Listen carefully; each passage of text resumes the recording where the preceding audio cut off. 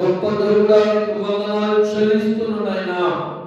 అబ్రహాము దేవుడా, ఇస్సాకు దేవుడా, యాకోబు దేవుడా, మాకు సాగిన దేవుడా, మాతో ఉన్న దేవుడా నీకు వందనాలు చెల్లిస్తున్నా.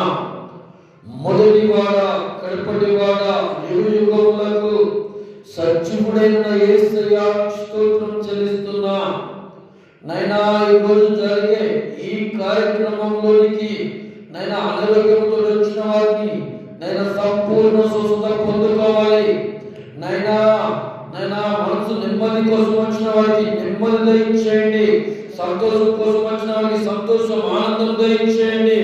నైనా ప్రతి విధమైన చీకటి శక్తులు, దుష్టుని క్రియలు నైనా మత్తయి సువార్త 18:18 ప్రకారంగా భూలోకంలో దేన్ని బంధిస్తే అది పరలోకమందు బంధింపబడునైనా. ఈ రోజు ఈ స్త్రీల కుడికలునైనా ప్రతి దురాత్మ, చీకటి, మానవది శక్తులన్నిటినీ యేసయ్యని నామములో ఇప్పుడే బంధిస్తున్నాం నాయన.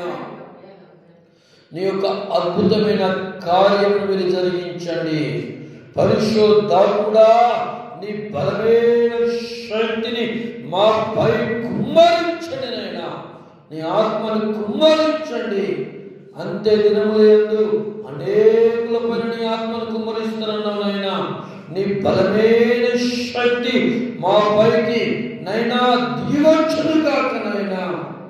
ఈరోజు నైనా స్త్రీలు ఆత్మీయంగా బలపరచులాగున, నైనా ఆత్మలో ఆత్మీయంగా ఎదుగులాగున నైనా నీ కృప చూపించండి, సహాయం దయచేయండి నైనా.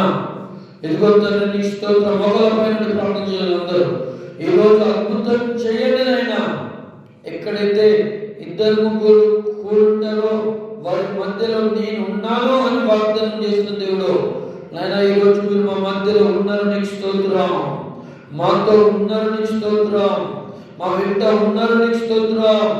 మాలో ఉన్నారు, నీకు స్తోత్రం. యేసయ్యా నీకు స్తోత్రం చెల్లిస్తున్నానైనా.